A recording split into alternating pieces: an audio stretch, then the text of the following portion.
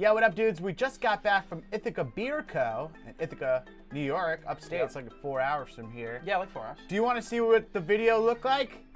Well, here you go.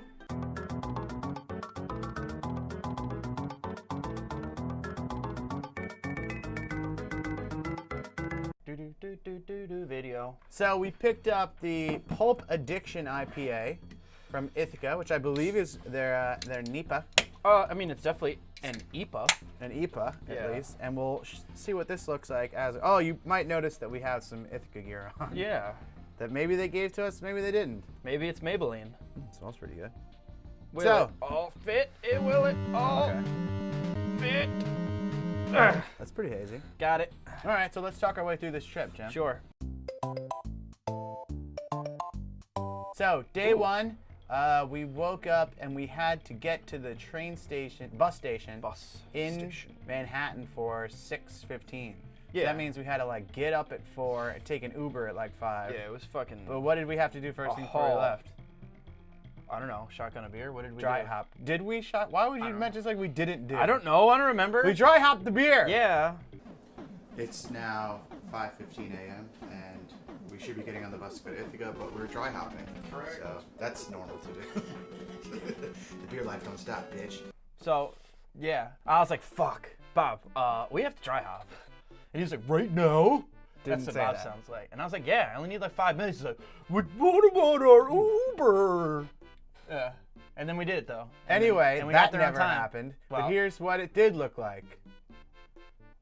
Great. After we got to the bus station, we took a bus. It was like 4 hours. Everything was paid for by Ithaca and Type 2 Creative. Sweet. That was like the sweetest bus I've ever been on. Yeah, it was really nice.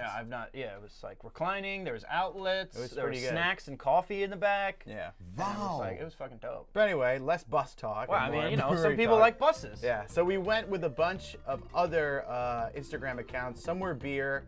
I think like majority were food. Yeah, food bloggers. I think it was like 60-40. Yeah, something like that. Food to beer. And I'll list their names up here. You can go follow them. You should. They were very nice. And then I'll kind of put their names up as they come up on screen. At their job. Like yeah, they took things very seriously. Yeah. I'll show you some footage of that after. So anyway, we got to the brewery. We went to the tap room. We tried some of the beer, and then they led us around on a tour. Yeah, if you've been on a brewery tour before, it's pretty standard. Once you've seen one, they're all kind of the same. Yeah, unless they have something. I mean, you always get to see different like barrel rooms and stuff. Yeah. But in terms of like brewing gear, it's usually like, you know, pretty standard. This is the brew house. These are the fermenters. This is the canning or bottling area. Yeah. It was cool though. The guy running the trip, I think his name was Jim. I mean, well, the dude who led the tour, his name was Jim. Yeah, that's what I meant. Yeah. Jim led the tour, and I don't know, it looked very familiar, but they had their own little spin on it, you know, like every brewery looks different. Yeah. Pretty big fermenters. Yeah. They look kind of gigantic. Not the biggest ones I've ever seen, but there's some big cans. Big enough. And then after the tour, we went on a hike to go see the Devil's Dingus. What was it called? No, it was Lucifer Falls. Lucifer's Lick Hole. Jim, what? Tell us how you're enjoying the woods right now. It's beautiful. Yeah, what's your favorite part? The wood. Lucifer's Salt Hall. Yeah, and it was like chock full of fossils. Ithaca Wilderness. Lot of fossils. It was super cool. It was like beautiful. Yeah, it was super beautiful. Very scenic. It wasn't that arduous, but like I was like still panting. It was like minorly arduous. How do you feel about nature? Oh, it's tall. We went back to the brewery. Oh, I'm sorry, I gotta drink this beer. And they had try some of the beer. And they had food and beers for us, and it was just a really good time. The fucking sun was going down. They have a beautiful space there. I think he said like 80 acres. Yeah, they have a property, so it was just like a shit ton of property. This like big, like whole fucking huge tables, and they had their own like food truck, and they had live music, and then there's like a big field. Well, it wasn't a truck. It was just like an food zone. Outpost. Yeah, it's like a zone, like a food zone. Everything we had, all the food we had at the brewery was super good. Oh yeah, it was super good. They have a restaurant in the tap room, and then they had a little outdoor area as well, and everything was super tasty. And I think that's probably why they brought a lot of food bloggers. And there was all very beautiful looking food as well. So we finished the dinner and we just hung out outside. But we also drank a bunch of their beer. So we did. What beers? My favorite was the Passiflora. That's their Berliner Weisse. They also had, let's see, they're known best for Flower Power, which turns out there's like 60-70% of the beer they do is Flower Power. So that's a very tasty IPA. And they're also known for apricot wheat. Yeah, that's their second biggest one. Yeah. And then we put up a video of that on the Instagram. Those are the only two I had really ever heard of from them. And then, but we got to the tap room, and they have so many different like tap room exclusive stuff. It was like dope. Unfortunately, most of the more creative, interesting stuff doesn't get released wide. So when you're there, you have so many options. But if you were to went to your local beer distributor, like I just did, you're probably only going to see the Flower Power, the apricot.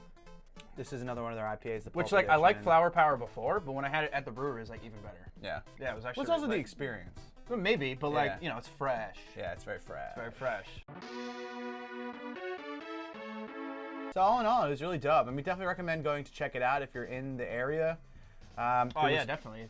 If we lived over there, I'd be there all the time. If you could make the drive, it's certainly worth it. The tap room, super nice. The food, super dope. The outside area we could sit and have a beer is awesome. And everyone that worked there really nice. They all listen to Fish. I don't know if that makes you a hippie or a hipster or something in between, but something having to do with hips. They're all kind of like that. They wore a lot of khaki cargo pants. Yeah, well you have to. You need the pockets, in case you got to carry a lot of things. They were friendly people though. Yeah, for sure. Everyone was very friendly, so. Yeah, it was a great time. Thank you so much, try and go back. Type 2 Creative and Ithaca Beer Co. Yeah. We can't wait to catch you guys around. Hopefully soon. Hopefully soon in the future. Yeah. Cheers to you guys. Oh, I'll do that too. And if there's any footage that I didn't put in before, I'm going to put it in now. Here it is. Enjoy the footage.